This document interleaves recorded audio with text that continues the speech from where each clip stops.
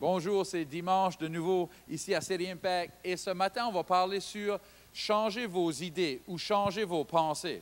Et on regardait quelque chose, j'avais enseigné à quelque part d'autre, puis il y a quelque chose qui m'a vraiment sauté dans la face, vraiment pour dire, là. Puis c'est ceci, on ne change pas notre vie en changeant notre vie. On change notre vie en changeant nos idées ou nos pensées. C'est très important qu'on comprenne ça parce qu'on peut dire, je vais changer, Comment de personnes, janvier le 1er, on va aller au gym, on va être en forme, on va manger bien, on va arrêter ceci, on va arrêter ça. Et janvier le 15, c'est fini parce que si on ne change pas la manière qu'on pense, on ne change pas notre vie. On ne change pas notre vie en disant, on va changer notre vie. Je vais vous donner un exemple. Quelqu'un qui est gras, et qui pense, je suis gras, je suis gros, et qui essaie d'aller sur une diète, si ses pensées sont encore, je suis cette personne qui est gras, c'est pas long qu'on va gaffer notre diète. Ça arrive chaque fois, parce que dans nos pensées, dans nos idées, je suis lourd, je suis gras. Mais, si on dit, je vais être cette personne ici, je vais être en forme, et qu'on met nos pensées sur ça, et on renouvelle nos pensées, qu'on peut être en forme, on va être en forme parce que là, on va s'en aller vers un but. C'est très important qu'on comprenne. Je vais vous donner un autre exemple. C'est comme si quelqu'un veut être un plombier ou veut être un plus gros exemple. Et écoutez, juste parce que vous lisez la parole, ça ne veut pas dire que vos pensées sont changées. C'est comme si quelqu'un dit, moi j'ai lu un livre sur l'anatomie de l'homme, j'ai lu un livre sur médecine, maintenant je suis un médecin.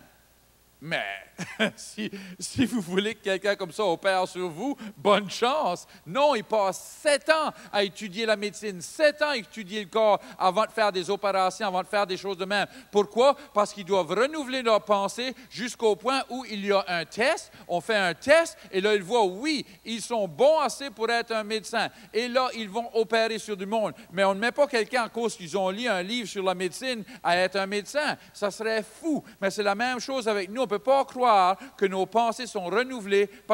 On voit du monde, ils lisent la Bible dans 1 an. C'est bien, lisez la Bible dans 1 an, c'est une bonne chose, vous devriez lire la Bible. Mais vous devez aussi étudier et méditer la parole de Dieu. Parce que juste lire comme un livre, ça ne marche pas. Encore plus que ça, il y a 3 choses qu'il faut avoir pour que la parole de Dieu puisse changer nos idées. La première chose, c'est avoir une idée ou des pensées ouvertes. Être ouverte à des nouvelles choses. Je vais vous dire quelque chose. Êtes-vous prêts? Vous ne savez pas tout. Ça, c'est acadien, là. Tout. Vous ne savez pas tout. Tout ça. Tout le monde qui écoute maintenant, ce moment ici, savent quelque chose que l'autre ne sait pas. On a toutes des choses qu'on sait et des choses qu'on ne sait pas. Et si on est ouvert, que peut-être même les choses qu'on sait, parce que la religion aime de mettre la parole dans une boîte. Vous savez qu'une parole de Dieu, une écriture peut avoir différentes choses que Dieu peut nous montrer de cela. Vous pouvez avoir des révélations de la parole de Dieu, plus qu'une. L'autre jour, on écoutait un cours par John Bevere, moi et mon épouse, et il a amené une écriture, et moi j'avais une révélation sur cette écriture-là, mais lui il en avait un autre. Puis là, j'étais comme là, je ne sais pas si j'agrée avec lui, ça. Blablabla. Mon épouse dit, tu sais qu'il peut avoir plus qu'une révélation dans une parole, dans une écriture. J'étais comme, oui, je le sais.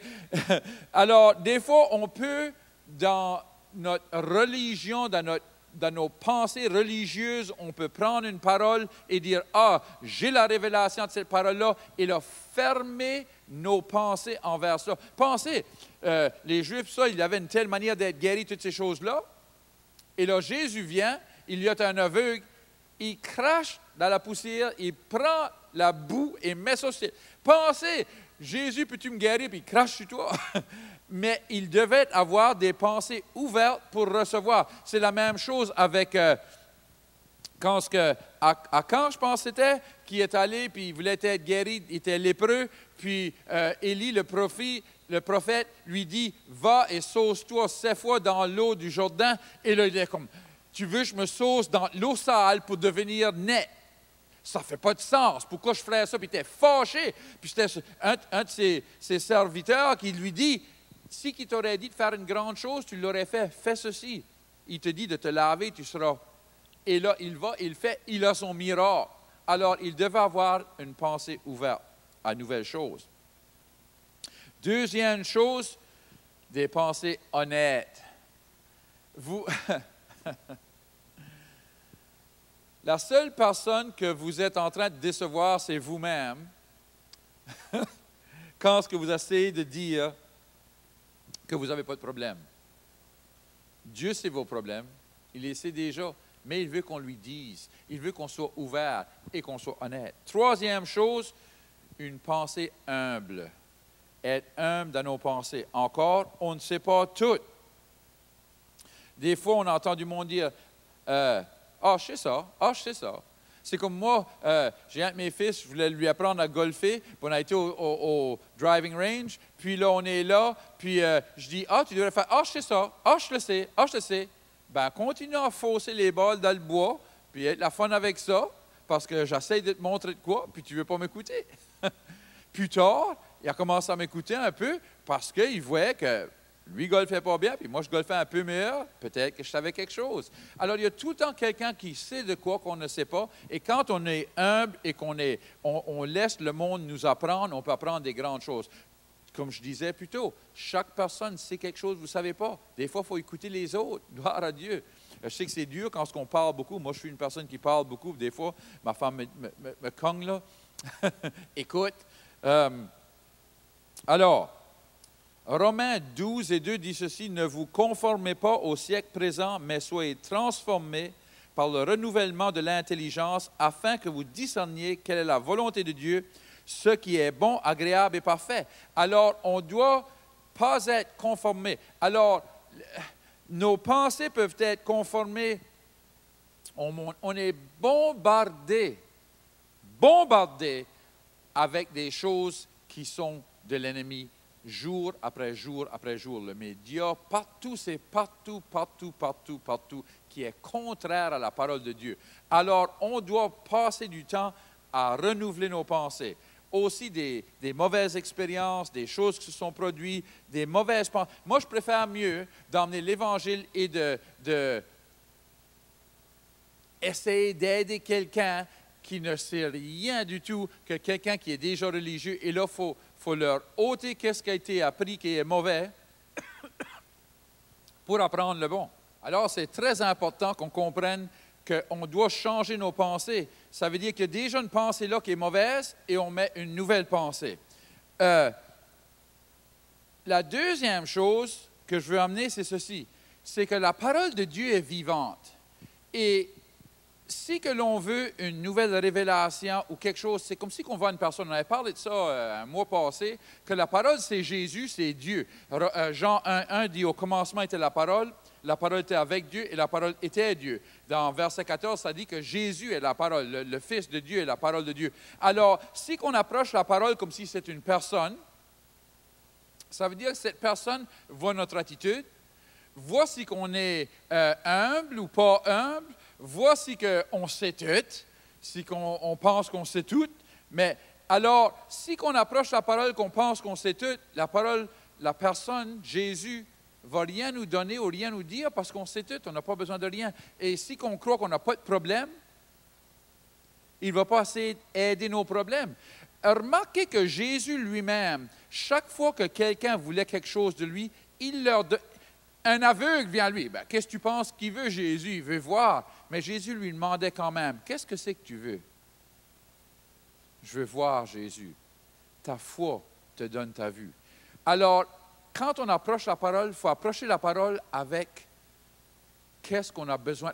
On doit approcher la parole comme si que c'est Jésus et il va nous donner la réponse. Que ce soit pour avoir des finances, la guérison ou la sagesse. Qu'est-ce que c'est que vous avez besoin? On doit approcher la parole avec ça dans nos pensées, qu'on approche la personne de Jésus-Christ et qu'il va nous donner la réponse. Gloire à Dieu. Écoutez ceci, Hébreux 4 et 12, car la parole de Dieu est vivante et efficace, plus tranchante qu'une épée quelconque à deux tranchants, pénétrante jusqu'à partager âme et esprit, jointure et moelle. Écoutez ceci, elle juge les sentiments et les pensées du cœur. Ouh! Ah! Si j'approchais la parole à chaque fois, sachant que la parole va juger mes pensées du cœur, qu'est-ce que mon attitude? Est-ce que je suis humble? Est-ce que je suis ouvert? Gloire à Dieu. Parce que, est-ce que je suis honnête? Parce que si je ne suis pas honnête, humble et ouvert, la parole ne va rien me donner parce qu'elle voit que je ne veux rien recevoir. Alors, je vois du monde toujours dire « Ah, moi, je lis la parole, je ne prends jamais rien de ça. Je ne prends jamais rien de la parole. Je lis ça, c'est juste comme un livre. » Mais c'est parce que tu l'approches comme un livre, puis tu l'approches soit que tu n'es pas honnête, tu n'es pas humble, ou que tu crois que tu sais tout, ou que tu n'es pas ouvert. Alors, quand on approche avec ces trois choses-là, on se met en check avant d'aller à la parole. Est-ce que je suis ouvert? Est-ce que je suis humble et est-ce que je vais être honnête? Qu'est-ce que j'ai besoin? Qu'est-ce que j'approche la parole pour? Qu'est-ce que c'est que je veux recevoir? Parce que Jésus leur disait, qu'est-ce que tu veux recevoir de moi? C'est là que c'est. Ah, qu'est-ce que tu veux recevoir de moi? Alors, quand on approche la parole qui est Jésus, il veut savoir, qu'est-ce que tu veux recevoir de moi? Ce que tu veux recevoir, c'est ça que tu vas avoir. Alors, si on approche la parole religieusement, qu'on lit juste un livre, on a lu nos 3 chapitres pour la journée, on va recevoir un coup de tape sur l'épaule qu'on a lu nos 3 chapitres. Mais si on approche la parole de Dieu, qu'on a besoin d'une révélation, qu'on a besoin de la sagesse, qu'on a besoin de la guérison, c'est ça qu'on va recevoir de la parole. Alors, je veux que vous sachiez, vous n'allez pas changer votre vie sans changer vos idées ou vos pensées, et vous n'allez pas changer vos idées ou vos pensées sans approcher la parole de Dieu avec un cœur et une pensée qui est humble, une pensée qui est honnête et une pensée qui est ouverte. Wouh! Je prie que ça vous aide aujourd'hui, parce que je le sais que des fois, on ne ressort rien parce qu'on a des idées qui ne sont pas bien. Aujourd'hui, peut-être que vous écoutez et que vous disiez, moi, je n'ai jamais demandé à Jésus d'être mon sauveur, je n'ai jamais fléchi le genou à Jésus, je n'ai jamais demandé de me pardonner de mon passé. Ou peut-être que vous avez fait ces choses, mais là, vous avez éloigné de lui et maintenant vous voulez retourner à lui. D'une manière ou de l'autre, j'aimerais prier avec vous autres si c'est bien. Si vous prierez avec moi, Seigneur Jésus, pardonne-moi de mon passé. De ce jour ici, je vais te suivre avec tout mon cœur. Dans le nom de Jésus. Amen. Si vous avez prié cette prière, on est fiers pour vous. On aimerait vous rencontrer. On est ici dimanche matin, 9h et 11h. Le service de 11h a la traduction en français simultanée. Si vous ne comprenez pas bien l'anglais, on aimerait vous voir. Que Dieu vous bénisse.